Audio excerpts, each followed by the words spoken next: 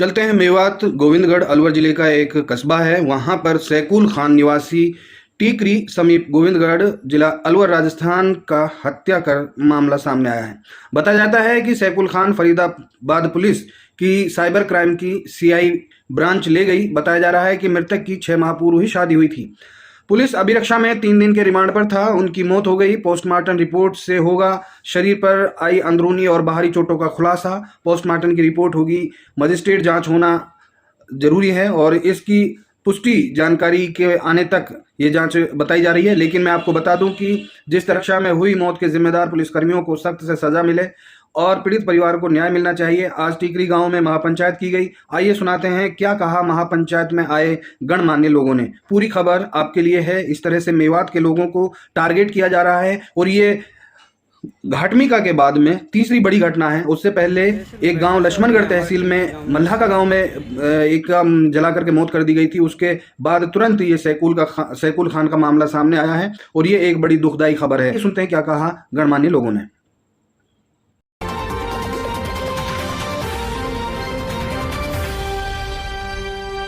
हमारे टीकरी गांव में से एक लड़के की मौत हुई है। क्या नाम है लड़के? लड़के क्या नाम है? सैकुल। कहाँ पर हुई है? फरीदाबाद। 30 और 21 तारीख की दरमियानी रात में इन्होंने एक इनोसेंट लड़के को, जो लड़का अपने सब इंस्पेक्टर की तैयारी कर रहा है, पहले भी एग्जाम दे चुका है वो, उस लड़के को इन्होंने गलत फहमी में उठाया या किस तरह से, ना उसके खिलाफ किस तरह कोई मुकदमा है, ना कि हरियाणा की जो सीआईए पुलिस है उसने उसको उठा करके और यहाँ से मारते पीटते उसको लेकर गए हैं। घर वालों को सूचना दी गई 2 दिन पहले कि आपका लड़का यहाँ इस तरह से हमने अरेस्ट किया हुआ है। जब भी वहाँ पहुँचे, इन्होंने देखी उसकी स्थिति तो वो बिल्कुल बेहोश स्थिति में था, सिर्फ बोल पा रहा था और बार बार थाने पे उससे ये कहलवाया जा रहा था, जैसा मेरे सुनने में आया है, कि मुझे पुलिस ने नहीं मारा है, मुझे पुलिस ने नहीं मारा है। तो समझ से ये बाहर है कि पुलिस कस्टडी में एक आदमी को पुलिस यहाँ से उठा के ले जाती है, हरियाणा की पुलिस, और उसको ले जाकर जान से मार देती है। जो इतना सख्त कानून है इसके खिलाफ कि फांसी का प्रावधान है कि जब पुलिस इस तरह से एक इनोसेंट, अगर इनोसेंट तो छोड़िए, अगर अपराधी को भी इस तरह से गिरफ्तार करके ले जाए पुलिस कस्टडी में मरता है तो भी फांसी तक का प्रावधान है। बड़े अफसोस की बात है कि किस नीति के तहत कैसे हरियाणा की पुलिस इस तरह से गुंडागर्दी पे उतर आई है कि मुकदमा दर्ज कराएंगे, मुकदमा दर्ज करा के फिर हम देखते हैं क्या कितनी उसका मेडिकल होगा। मेडिकल में पता चलता है कितनी चोटें। वो तो हष्टपुष्ट लड़का था, अलवर से आ रहा था, चलकर बाइक पे बैठ कर आ रहा था। उसको किस लिए लेकर गए, क्या उसके ऊपर जुर्म साबित किया है। अभी हमारे पास सूचना मिली है, जैसे हमारे स्थानीय अधिकारियों से बात हुई है, एसपी साहब से मेरी बात हुई। एसपी साहब ने मुझसे कहा कि भाई उन्होंने उसको 20 तारीख को रिमांड पर ले लिया था। भाई रिमांड पर तो ले लिया था, लेकिन उससे पहले मैंने एसपी साहब को पूछा कि साहब उनसे मंगवाइए ना आप सबूत कि अगर उस लड़के के खिलाफ कोई मुकदमा दर्ज है या वो लड़का उनका वांटेड है या वो लड़के को गिरफ्तार करने आए हैं कि भाई ये लड़का हमारा मुलजिम है, तो हम मान लेंगे कि चलो ठीक है वो मुलजिम था। मार मुलजिम को भी नहीं सकता, फिर दूसरे तरीके से बात करेंगे। लेकिन इस लड़के के खिलाफ किसी तरह का कोई जुर्म नहीं किया, इसने कोई गलत काम नहीं करता। पढ़ा लिखा लड़का, बड़ी मुश्किल से हमारे समाज में लोग पढ़ पाते हैं, और कोई लड़का पढ़ पाता है तो उसको, जो पढ़ के अपनी नौकरी की तैयारी करता है, उसको इस तरह से मारा और काटा जाता है। ये, और वो भी सरकार के आदमी, सरकार के नुमाइंदे, अगर सरकार के अधिकारी कर्मचारी ऐसा काम करेंगे, पुलिस के लोग ऐसा काम करें, तो इससे बड़ी बुरी बात और इससे निंदनीय बात कुछ हो नहीं सकती। अगर वो पुलिस वाले ये कहते हैं वो साइबर ठगी का अपराधी है, तो उससे पहले का जुर्म उसके खिलाफ बता दें या उसके नाम कोई एफआईआर दर्ज बता दें, या जिस एफआईआर में उसको अनुसंधान में इन्होंने मुलजिम माना है अब। क्योंकि जब ये देखिए, मैं आपको बताना चाहता हूँ, जब इस लड़के के साथ इन्होंने मारपीट की है और इस लड़के को बुरी तरह मारकर घायल कर दिया है, तो इन्होंने अपने अनुसंधान में दिखा दिया कि ये भी हमारा वांटेड है। तो कहेंगे तब मैं किसी ठग के कॉन्टेक्ट में हूँ, या मैंने मेरे अपना अकाउंट में पैसा डलवाया है, या मैंने कहीं किसी पर लेन देन कराया है, या किसी साइबर ठग से किसी को मिलवाया है, कहीं पर तो मेरा जिक्र होना चाहिए। जब कहीं पर जिक्र नहीं है तो फिर उस लड़के को जान से मारने का क्या अधिकार है? साइबर के नाम पर यहाँ पर अलवर जिले में भी और भरतपुर में भी हाल ही के दिनों में बहुत ज्यादा पुलिस ने दबिश दी और घरों में भी तोड़फोड़ की थी। आपसे इनके मुकदमे भी दर्ज होने चाहिए, जेल भी जाने चाहिए। मैं उसका 1 मिनट भी उसके पक्षधर नहीं हूँ।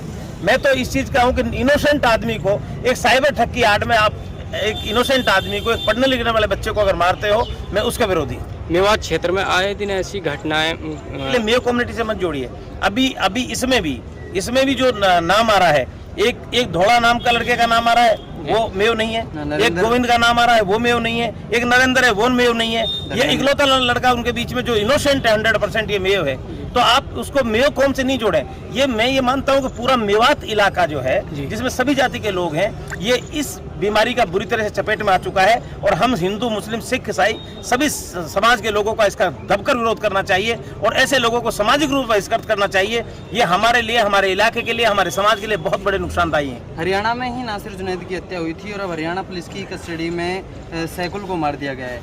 हरियाणा पुलिस बेलगाम है, हरियाणा पुलिस गुंडागर्दी पर उतरी हुई है।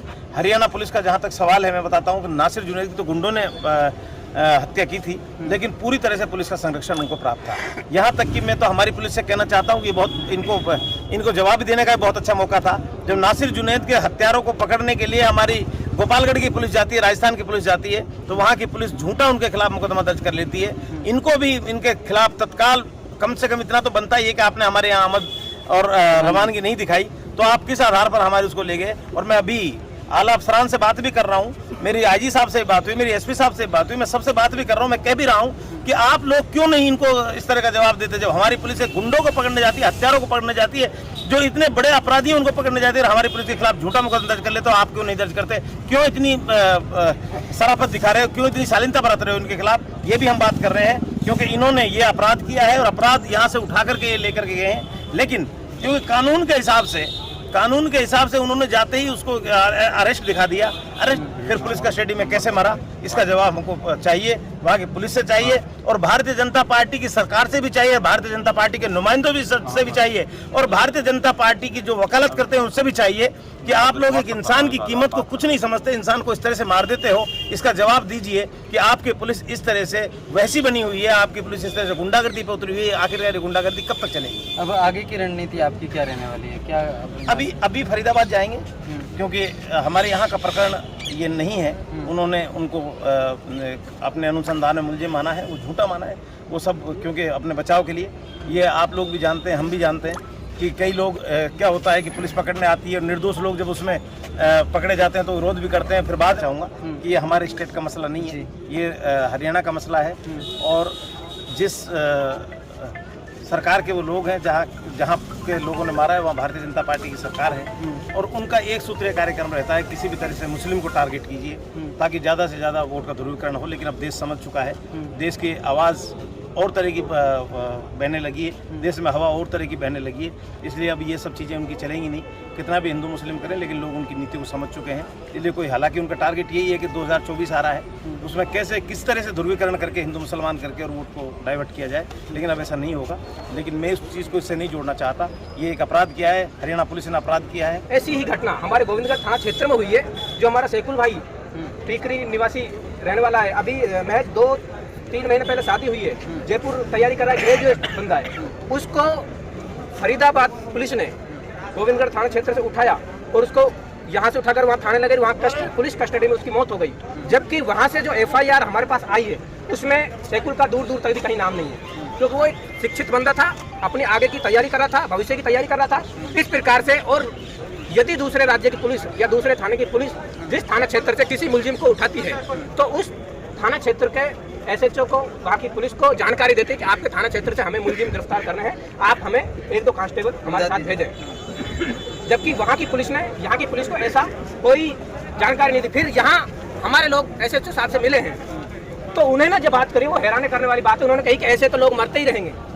ये एक राजस्थान पुलिस के एक थाना के जिम्मेदार और वरिष्ठ और SHO के ये लफ्ज है कि ऐसे किसी को भी पुलिस उठा सकती है और किसी को भी मार सकती है, इसमें हम FIR दर्ज नहीं ले सकते।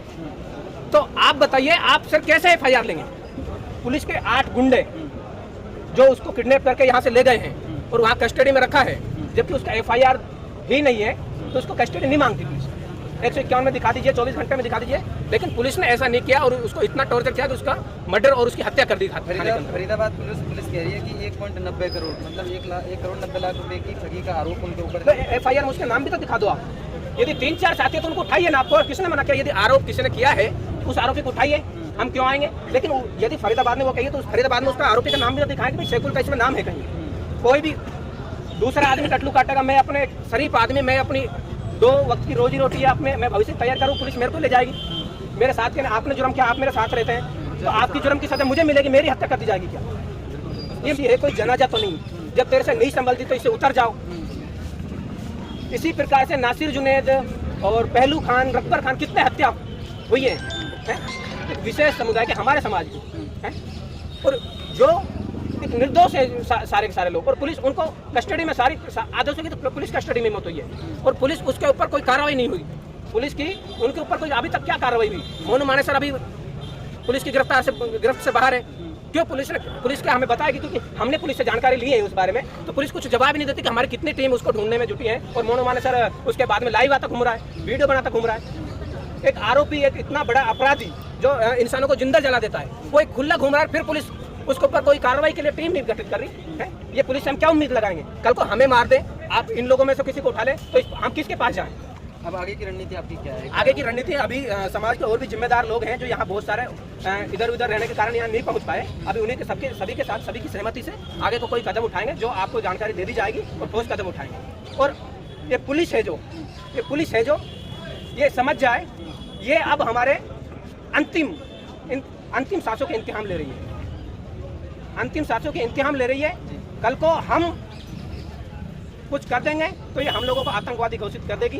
तो ऐसा मैं इनसे कह रहा हूँ कि यदि सैकुल भाई के बच्चे ने जब इन हत्यारों के जो ये मजलूम, जो ये गरीब लोग और ये पीड़ित लोग मारे हैं, कल को इनके बच्चे जब इन लोगों से बदला ले तो पुलिस से मेहरबानी करके अपराधी को उनके ऊपर कोई कार्रवाई ना करे। तो पुलिस को अपराधियों को मारने का काम नहीं है, वो काम कोर्ट तय करता है। वो और मुलजिम भी है तो पुलिस थोड़ी ना मार कोर्ट सकती है। काम करते हैं, लेकिन आज की ये जो पुलिस है वो काम कर रही है क्योंकि पुलिस एक कुछ विशेष लोगों के इशारे पे काम कर रही है।